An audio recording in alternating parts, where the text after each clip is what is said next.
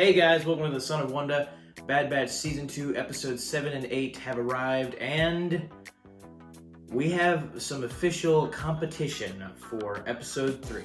So let's conversationalize!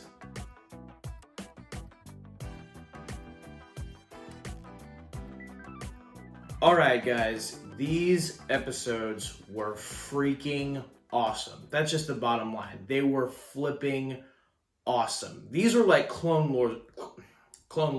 I don't know what Clone Wars is. They were Clone Wars level for me. I mean, they were on that caliber. And I think largely it was because of the fact that we spent most of it in the Senate chamber and also doing other like spy stuff, and there was assassins. So that was a lot of the stuff that happened in the Clone Wars when you had like Senate plot lines. So this is what we saw in these two episodes, and I was stoked about it. I might be the only person left on the planet that still says stoked. But I am stoked. But it's funny, as I was watching these episodes, it was going through my mind. I'm like, how did we get from the 3 mediocre episodes that we have gotten in the recent weeks to this? Like, there must be 2 separate writers. Like, Dave Filoni must be writing the really awesome episodes. Like, he may have written the first 3 episodes, and then these 2 for sure. And then some other random writer wrote those other 3 episodes. I don't know how that all works. I don't know why some episodes are amazing like these and then some episodes are mediocre like the others. I don't get that. I wish this series was more consistent, and I feel like, again, the large part of why it's not is because the Sid-centric episodes, when they're doing something for Sid or when it's related to something like that, it just takes the quality down just because, again, we're just on this random mission that's largely filler that doesn't matter. These, though, I wish we got more episodes like this of seeing the Bad Batch doing something that's actually worthwhile for the story and for Omega's story and just in general worthwhile for the galaxy. I mean, the first episode, the Clone Conspiracy, episode 7, that episode just was like, again, Clone Wars level. The tension was just palpable. Every second of that episode, from the start to finish, you're just like, what is happening? Like, as the Empire, like, that we know they're evil, but I mean, yikes, that's just nuts. And you just feel the conspiracy. You feel the fear of the characters.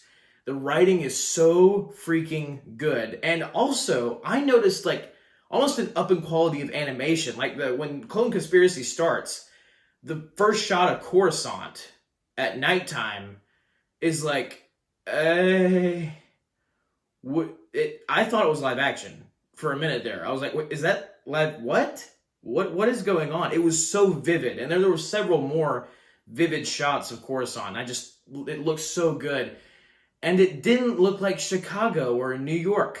It didn't look like one of their skylines. Like in a certain show called Andor. But just starting off the episode, you have these 2 clones talking to each other in the clone bar that was, in the Clone Wars, featured in Clone Wars, that you saw a bunch of, random clones go into to spend time with each other and hang out in between battles. And you got these 2 clones, Cade and Slip, talking to each other. And Cade is very nervous because he's like, we shouldn't have done what we did on Kamino. We shouldn't have fired on Tipoca City. These 2 clones were on Admiral Rampart's ship when they fired on Tipoca City in the part 1 of the part 2 season finale of the previous season. And Slip is like, we were following orders. And Cade's like, well, if we were just following orders, then why is Rampart covering it up?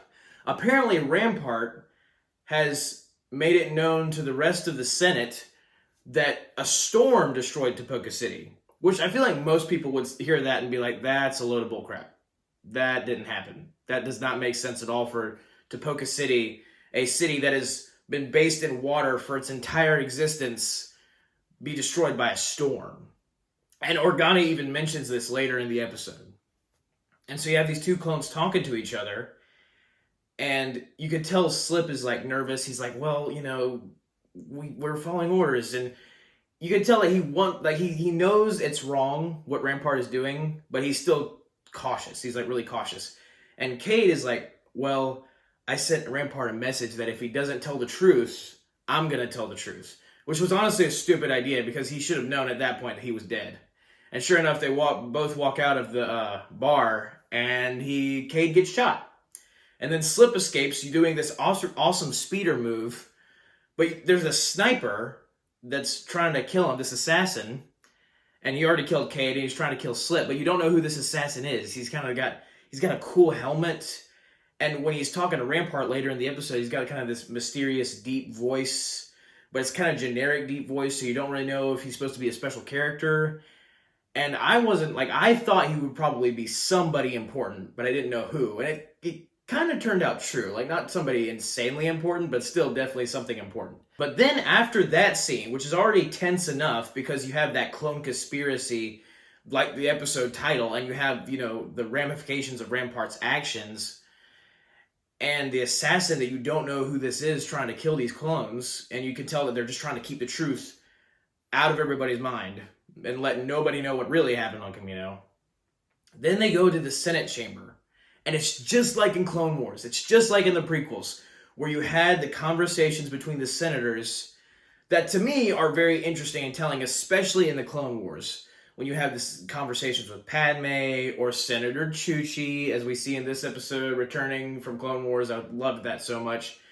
But these different senator conversations that are so informative and so powerful if you do them right. Because it's such good writing, because you have all these different perspectives of these senators on the same issue. And in this case, the issue is, should the Empire take in citizens and train them as stormtroopers? Or train them as soldiers. They're not announced as stormtroopers yet. But should they do that? And you have Organa's, Chuchi's, and a girl named Senator Pomlo's perspective, which Senator Pomlo, funnily enough, I think first appeared in Rogue One, in live action, in Rogue One, with all the rest of the rebellion discussing whether they should attack Scarif or not.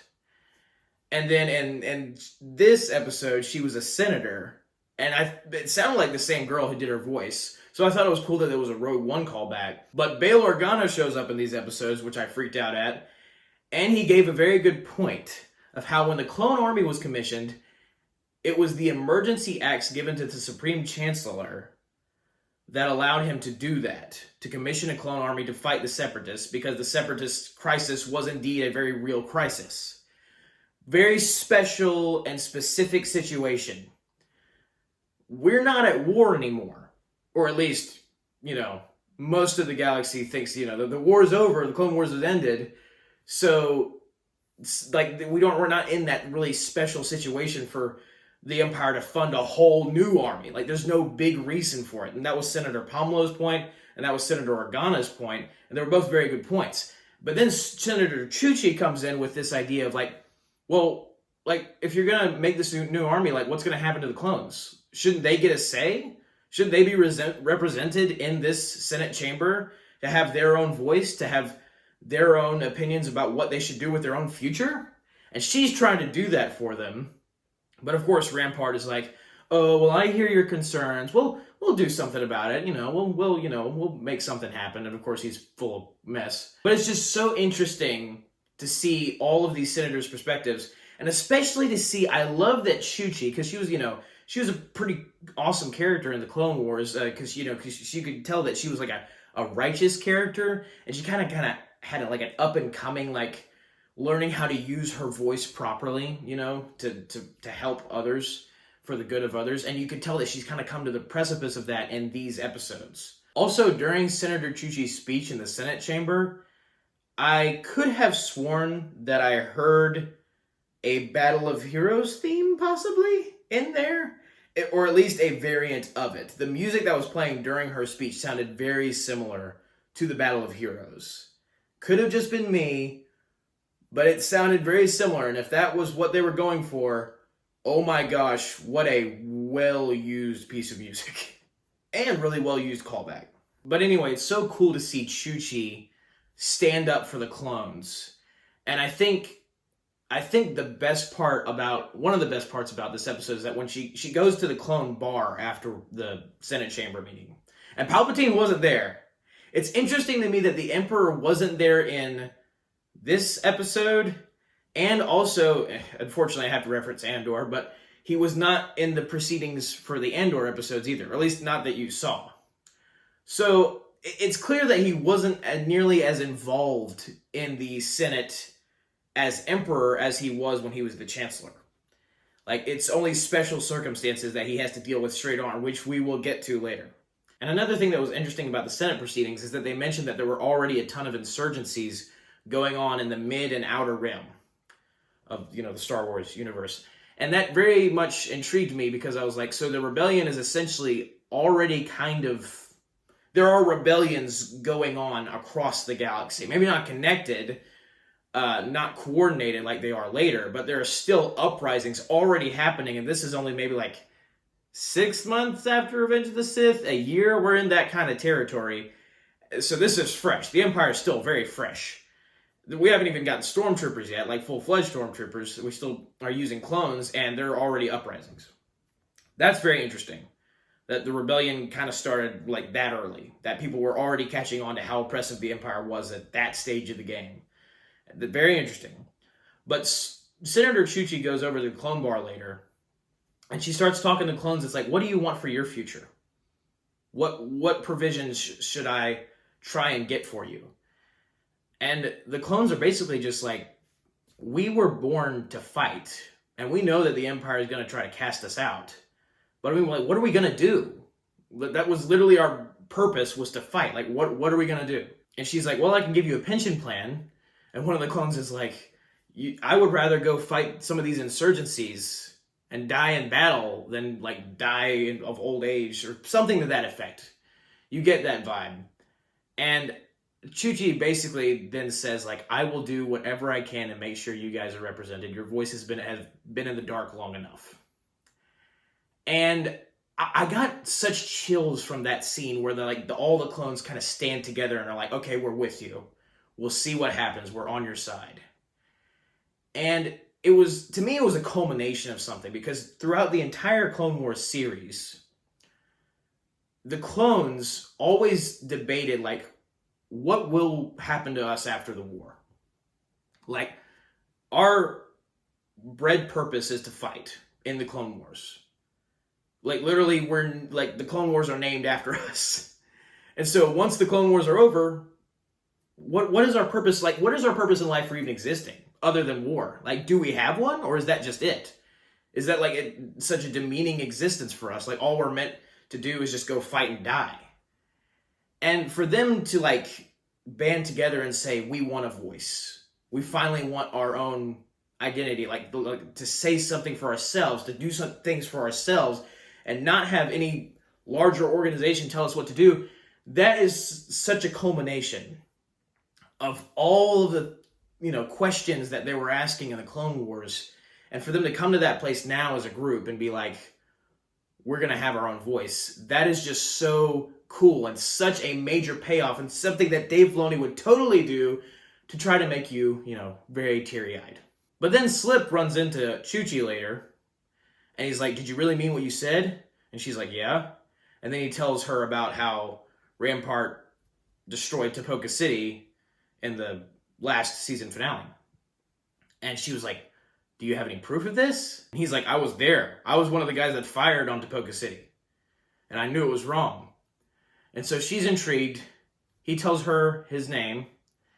And so she has the guards search for him later because he's on the run, trying to run from the assassin and not be killed, of course. So later, Chuchi gets contacted by Senator Organa. She had just had a meeting with Admiral Rampart about what provisions he was going to provide for the clones. And he was, of course, like, oh, well, I care about their future, too. We'll give them something.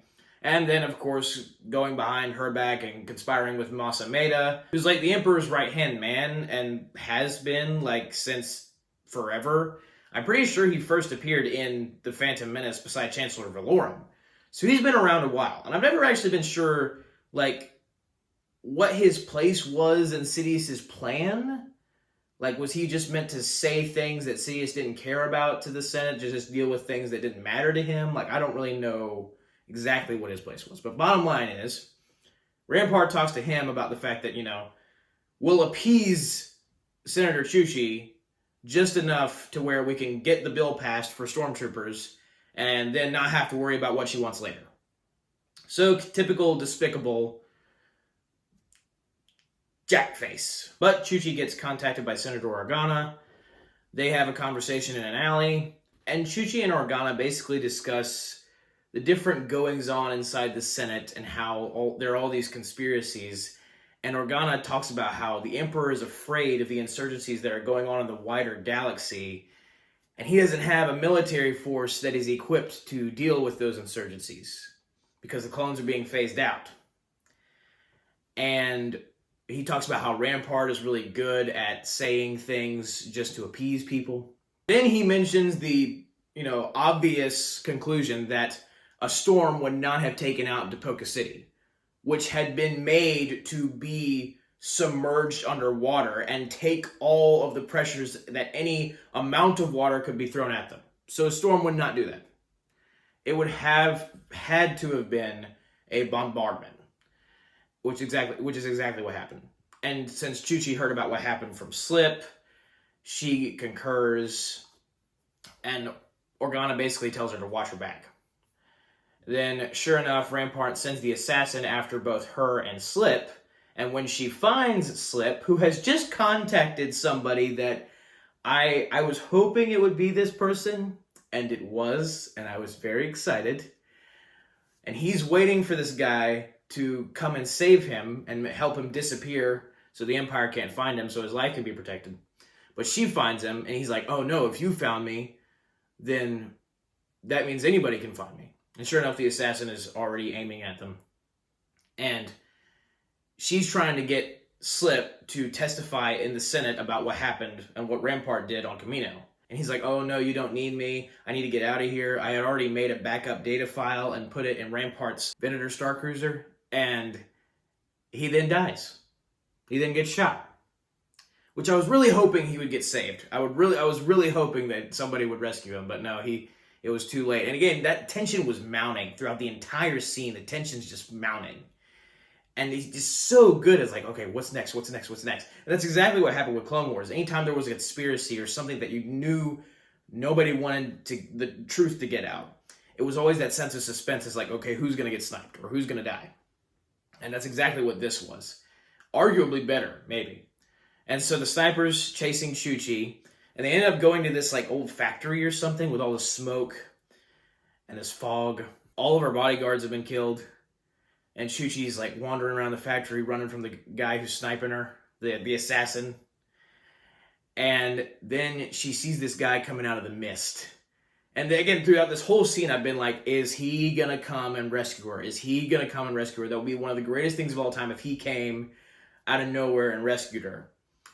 And then he comes out of the smoke in a hood and his like garb that he had in the first season, and shoots the assassin with a stun blast, pulls his hood. It's Rex. It's Captain Rex. And I was like, yes! Yes! Yes! Yes! I was like jumping for joy. I was just like, yes! That's exactly what I wanted to happen. It was such good payoff because I knew, because you had heard a clone's voice, so you knew it was a clone that Slip was contacting.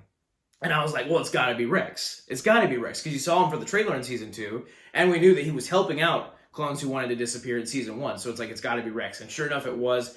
But even just seeing him again, even though it might not seem like a lot since we've seen him in so many things, for me it is, just because anytime I see that guy, I'm just like, I love you, Captain Rex. I love, because he's become, he's always been honorable, but he's become the perfect seasoned veteran clone who just wants to, he wants to help his brothers, like he's always wanted to do. And it's just, he's the best character. And it's just seeing him come out of the smoke like that, being the hero he always has been, is just so freaking cool. But sure enough, if he takes the face mask off of the assassin, it's a clone. I really didn't expect that, honestly, when he took it off. Like, I thought about it, like, maybe, and it was a clone. But it was an unmarked clone. So he didn't have a number. And the Bad Batch say later in the second episode, like, I didn't even know that was a thing. And so it's very interesting. And so Rex and Chuchi take this guy to a safe house, which Rex says was owned by some friends of his who were out of town at that point. Of town in Coruscant. Clearly he's referencing Trace and Rafa Martez from Clone Wars Season 7 and from the previous Bad Batch season. and I forget exactly which episode, but they have shown up, and they have been known to work with Rex from the previous season, so it was cool that he got to reference them. I like how they're using those characters. I wasn't even really a big fan of those episodes in Clone Wars Season 7 with Trace and Rafa Martez, but I like how they've been using those characters since to be like a conduit for Rex to contact certain people while the Empire's been starting. Because you bet, just from their history, the backgrounds that they're told to have in Clone Wars, that they wouldn't obviously be down with the Empire. They would be totally against it. And it's kind of become already kind of an organized something in this galaxy with Rex, Trace, Rafa, and probably Ahsoka and Organa. Like, all of this has probably been connected to be like a rebellion of sorts, like the proto-rebellion, if you will. But then something really crazy happens. The clone wakes up, the clone assassin wakes up, and Rex is like, okay, who are you? Who are you working for? He's Jack Bowers. If you don't know Jack Bauer, he's a character from the show called 24. But he Jack Bowers this clone, but in a lot more subtle way. And the clone then eventually says, you're fighting for the wrong side. You chose the wrong side. And Rex is like, well, what does that make you? Like, if I'm fighting for the wrong side, then like, what are you supposed to be? And the clone just says, a believer. And then he bites some kind of, I guess, Star Wars version of a cyanide pill that kind of electrifies his face and kills him. And that already is kind of a dark thing for Star Wars to be like, oh, wow, he like destroyed himself. But that's like war. That's like military stuff. So it was cool to have that more Star Wars-ified real life element in this show. And I know some of you might argue, like, well, you didn't like a lot of the stuff in Andor. That's because Andor did not have a Star Wars skin surrounding it. Or at least it said it did, but it really didn't. Like, there wasn't enough hope or, that feeling of Star Wars to mask some of the darker things like there is in this show. And even some of the stuff in Andor was like a little like unsettling to a certain extent. This was like a really just quick death for this guy, while some of the stuff in Andor was like, that's, not the most concerning thing in the world. But the episode ends that way, with the clone destroying himself. And then you're like, well, what the mess does that mean? Why did he say he was a believer? That's still a question I have, is like, what did he mean by a believer? And where do these clones come from? Like, unmarked clones. Are they very specific clones picked out from the bunch that they've already had to be these kind of like assassins to, tie up loose ends and keep people from knowing the truth? Are these conscripted clones for that specific purpose? And then you have the second episode, you start out with the Bad Batch, and Omega is meditating, which is interesting, again, and that gives credence to my force power theory. She said she learned it from Gunji, but she doesn't really do it in the same way. Echo's having a conversation with her, and he starts talking about how I can never really meditate because I don't like solitude, because I had plenty of it on Skeko Minor, which is where Rex and Anakin recovered him from in Clone Wars Season 7, after he became a cyborg. And you can tell that he's like the Bad Batch was where I felt I was needed. It was where I felt I fit in, I could do the most good as part of this crew. And that kind of comes up later. It definitely comes up later. They get a call from Rex. Hey, I need you to come to Coruscant. I got a mission for you. They go, and then they see this Star Wars body bag that contains the clone assassin. And again, it's like, oh, that's kind of got an edge to it. Not something that Star Wars usually does. But it was like a Star Wars-ified body bag, which is, Star Wars always kind of does that thing where they Star Wars-ify a certain thing. They don't just flat out put cereal into their TV shows. But Rex tells them what happened about the clone, and they tell him it was all part of a larger conspiracy to cover up what Rampart actually did. And the batch, their mission with Rex is basically to retrieve the backup data file that Slip had made from Rampart's Star Cruiser, which they say was being repurposed somewhere. And I thought that meant that it was maybe being turned into a Star Destroyer, but it didn't look like it when they went there, so I don't really know. But Omega goes with Senator Chuchi, and I like how the writers are very aware that Omega has no idea what anything about being a senator means. Like, when she asks Chuchi what senators do, Chuchi basically says, like, they use their voice to speak, for things that they believe in. And she's like, what does that mean? And I like how they show her, like, her her naivete, her ignorance, and that she doesn't know these kind of things. Like, she's never even seen or heard of what a senator does before, and so she's kind of seeing it now. And then she asks like Chuchi, like, well, why don't the clones get a say? And Chuchi's like, well, there's a lot of people who believe that the clones are just military assets and nothing more, but I'm trying to change that. And again, it's just so cool to see Chuchi fight for the clones, because she had a relationship with them in the Clone Wars, and they protected her from, threats and stuff. So it's so cool to see that wraparound story. It's just really neat. But then Organa's droid comes and talks to Chuchi, and Chuchi sees the droid, and she tells Omega, like, well, can you keep a secret? And at that point, I was like, no, don't tell Omega, because I just feel like Omega's still just a little kid, and she's not the best at, keeping those kind of things secret, especially for what we, see her do later, that I thought was a little like, oh, okay, you just said that. So Chuchi meets with Bail Organa, tells Bail what's been happening. Bail says, you need to go to Halle Batoni, Senator Halle Batoni. And Chuchi's like, oh, that doesn't sound good. And I didn't recognize that name at first, but when they described her, I was like, I know who that is. Halle Batoni is a Kaminoan senator that was featured in the Clone Wars, and I think her most prominent appearance was in the episode of the Clone Wars called Senate Murders. It was in season 2, if you want to look it up. But she was a very annoying and not nice character, and you really didn't like her. And she hasn't changed all that much. But again, seeing her after the Clone Wars, after what they did to Kamino, her perspective as a Kaminoan is very interesting. And she even talks about, when they talk to her later, like how Lama Su was very arrogant and thought that the clones, the necessity of the clones to the Empire would be too important for them to just discard the Kaminoans completely. And of course, he was dead wrong. Batoni also mentioned that she doesn't really care about what happened to the Kaminoans, just because, she's been, mainly in it for herself, in the senator business for herself. But apparently now she's a disgraced senator at this point. And Omega's like, how could you not care? And then she says, I'm a clone. And what they did to Poca City, to my home, makes me very angry. And she kind of has this, she kind of lets it out with Batoni. And it's really, it's cool to see Omega in that kind of position. You don't see that a lot. But how she gets upset. She gets this genuine feeling of anger toward the Empire and what they did to her home.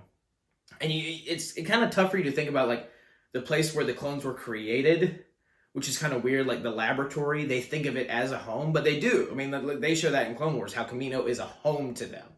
It's not just the place where they were born. It is a home.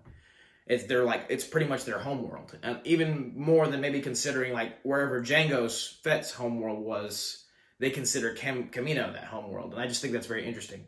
But she has this clear anger, and she flat out states that she's a clone to this random senator who likes to take any opportunity she can to benefit herself. I didn't think that was the best idea, to just flat out say that, oh, I'm a clone, especially considering that she's a girl clone and most of them, like all the other clones, are dudes. So Batoni would naturally want to know more, like, wait, you're a clone?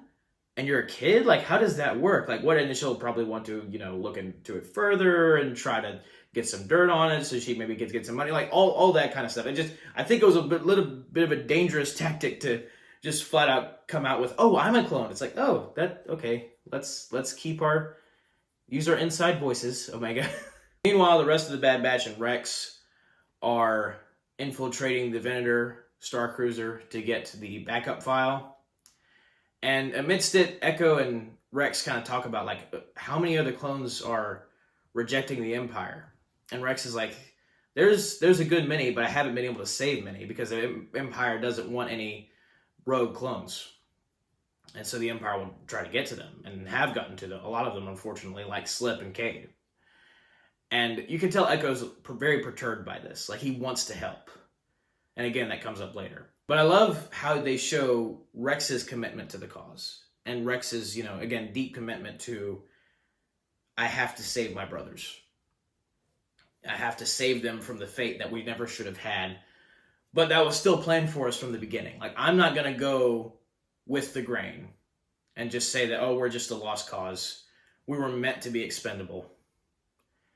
I'm going to go against the grain and say, no, we are lives, we are people, and I'm going to save my fellow man. And I think that's cool. I think that's very, very, it's tugs at your heartstrings, very much so. But even during the excursion, there's one moment where they like climb aboard the bottom of this speeder that's heading toward the ship to get inside it.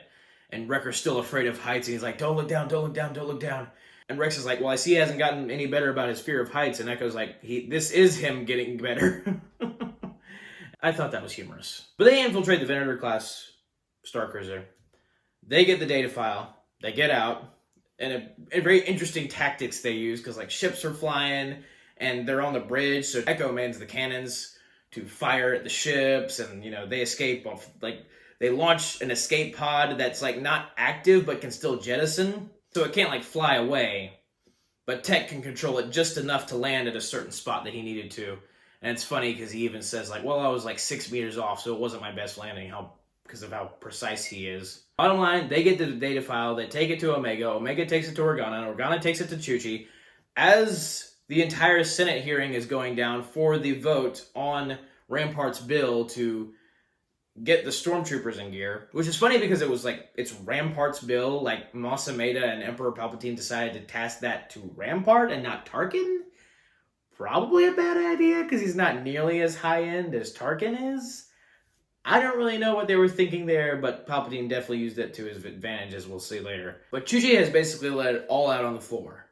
Rampart has been diverting funds that were supposed to go to the Kaminoans to fund the cloning facilities, but went somewhere else. And that's also something that they didn't really answer that I want to know. Like, where did the funds go? Like, what was he using them for? Was he using them to fund his, like, clone assassin project? Like, that's very curious to me, and I hope they answer that. But Chuchi lets that out on the floor. She also just flat out says, Rampart blew up Topoka City. And to let something that big just out in front of the Senate is just like a massive accusation that you have to have some proof to back you up. So immediately all the other senators are like, no, you need to get rid of her. That is way too big of an accusation. You cannot allow her to say that. And you could already tell that just that silencing her freedom of speech. And it's not okay. And it's kind of funny because I feel like there are certain things about that they're, you know, talking about in these episodes that they might be hinting to something a little bit more, that it might be hitting a little closer to home. And I wouldn't be surprised if that's something that Dave was hinting to. But bottom line is, they get the proof just in time, and a massive hologram shows up from the data files that the Bad Batch got in the entire Senate chamber of Rampart's Star Cruisers destroying Topoka City. And at that point, you're just like, busted! Rampart's dead. And, you know, obviously he's like, oh no. And then you get this, like, alarm, and then the doors open on the bottom. And the main, I don't even know what you'd call that, like the center pod for the Chancellor comes up, and Emperor Palpatine is inside. And Mas Amedda starts out with, well, apparently the accusations against Rampart were very true, and he did destroy Topoka City for his own benefit, his own gain. So they're trying to blame it all on him, as if they didn't have anything to do with it. Saying this was all his conspiracy, this was all his scheme to try to get money and try to cover up his tracks by destroying the city. And then after they capture Rampart, you hear Rampart saying, like, I was following orders. This is what I was told to do. I was following orders. And he gets taken away. And I this whole time I've been hoping that he got his comeuppance, and he did. But I do hope we get a scene later of, like, him just, like, being destroyed, like, somehow, like Palpatine coming and getting him, or somebody, because I feel like he just, like, we haven't gotten to see, like, him just get his full comeuppance yet, because he was such a terrible, awful, horrible person. And, you know, him getting captured, like, you know, okay, like, he got framed, right, but I want to see him get his just desserts. Anyway, bottom line, Sidious then says after, like, Ian McDermott does his voice, and, like, the way they've set all this up, again, so suspenseful. You got the Bad Batch doing their thing. You think they've won. You think that the message is out, the truth is out, Rampart's busted, it's over. But the whole time I knew that the bill would have to be passed because otherwise we wouldn't have stormtroopers. And of course we know that stormtroopers definitely become a thing. So Palpatine stands up and he goes, "This is very sad what has happened, that one of our own admirals could do such a terrible act, blah, blah, blah." And then he says, "But the fact that the clones blindly followed him and blindly followed his orders to destroy Tipoca City gives me pause and makes me feel that they are not competent enough to continue to be our military force. And because of the treachery of the Admiral, and the insurgencies, the Empire is vulnerable. So I see this as the most important time, more than ever, to issue the new Imperial Stormtroopers." So he basically turned everything that the Bad Batch did, everything that Senator Chuchi did, everything that Captain Rex did, all of it on its head. All of it. All of it. Every single thing.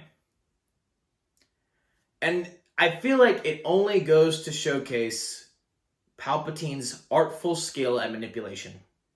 His impeccable skill at manipulation. Just like you see what he did in Clone Wars, and Rex even says this later.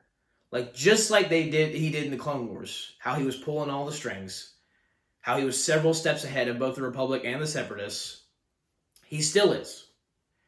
He sees everything that's coming ahead, and he sees what the good guys will probably try to do, and he's like, well, twist that there, push that here, pull that there, done. I still win. He pulled the exact same trick that he did with Clone Wars. No matter who wins, the Separatists or the Republic, no matter who wins, Chuchi or Rampart, I still win. And it's so annoying, but the story is told so well. And I feel like that is such a boss way to give the backstory of the Stormtroopers. Like how the Stormtroopers came to be instead of the clones. They have written such a compelling and logical, like it's well thought out. It makes sense for the Star Wars universe, especially with what they've established in Clone Wars. This is the natural continuation of that, and it plays out so perfectly. And this is like just that, oh, that's how the Stormtroopers got started. And I know that my dad, if he had seen these episodes, would have been like, that's so cool the way they started the Stormtroopers. Because, he loved all the Stormtroopers, all the original trilogy stuff. And so to give the Stormtroopers like a backstory of how they came into being, is such an interesting idea. And again, the way they do it with him just finally saying at the end, because you kind of knew that like Dave knew what the audience wanted. Like that official, like, we are now issuing the Imperial Stormtroopers. And we get that. And it's just like, it's bad, but at the same time, it's so gratifying because it's like, that's how they got started. And that is sinister, but it is exactly what Palpatine would do. And that is boss writing. But, Rex and the Bad Batch and Chuchi discussed this afterward, how they were completely played into Palpatine's hands. And they start to leave. And then Hunter says to Echo, remember what I said. No matter where you are, remember what I said. And as soon as he said that, I was like, first of all, Echo's not coming with the Bad Batch. Second of all, what did Hunter say? So we're probably going to find that out later.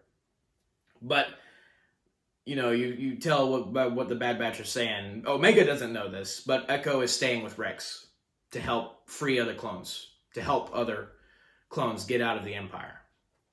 And just based on the stuff that he was saying in the beginning of the season, how they need to help more, they need to fight the Empire more, they need to, fight for the cause. He doesn't want to just keep doing these jobs for Sid. I don't want them to either.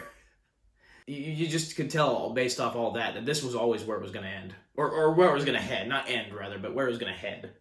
Is that he was going to have to go with Rex. Because this is something that he felt was his calling at that moment. Like, at the time of Season 7 Clone Wars, he felt, I should go be with the Bad Batch. That's where I belong. Is with this new team of clone misfits.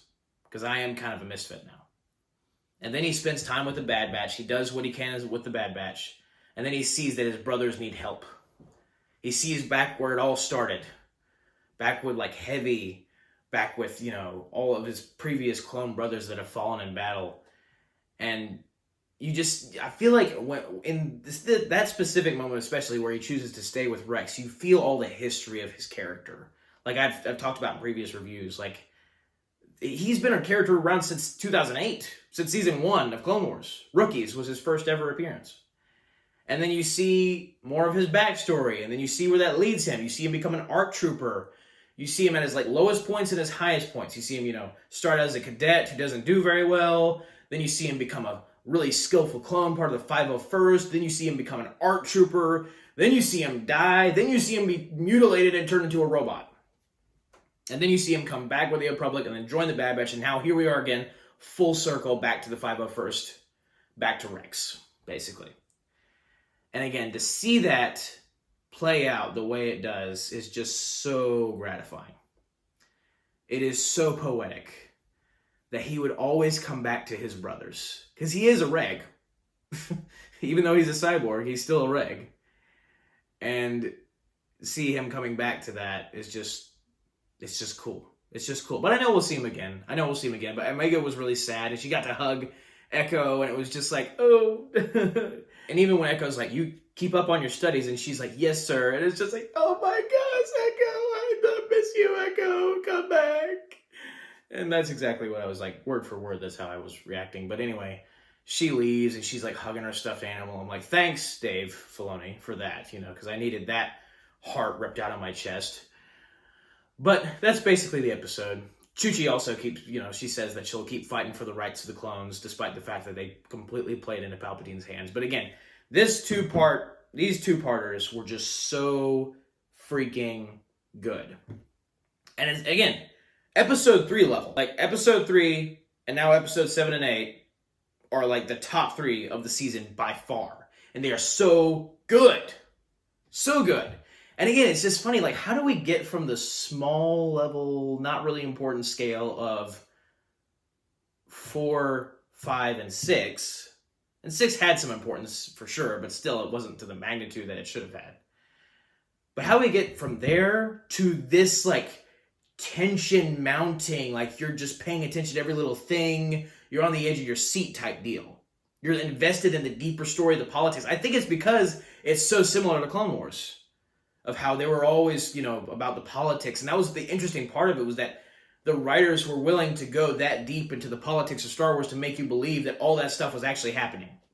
And all these conspiracies were actually happening because they do happen in real life that a lot of people don't want to talk about. But these conspiracies, like, this is a real thing. And I think that's why it's so good, is that it hits just close enough to home without hitting too close to home. That was my main criticism of Andor, is I felt like it hit too close to home.